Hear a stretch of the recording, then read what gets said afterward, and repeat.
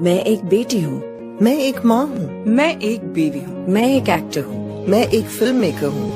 پر سب سے بڑھ کر میں ایک عورت ہوں. اپنے خاندان کا سہارا. ان کی خوشی، ان کی امید. آج پاکستان میں ہر 2 میں سے 1 عورت کو کیلشیم کی کمی ہے. 2 میں سے 1. یعنی ہر دوسری عورت، ہر دوسری بیٹی، ہر دوسری ماں. یعنی کمزور ہڈیاں.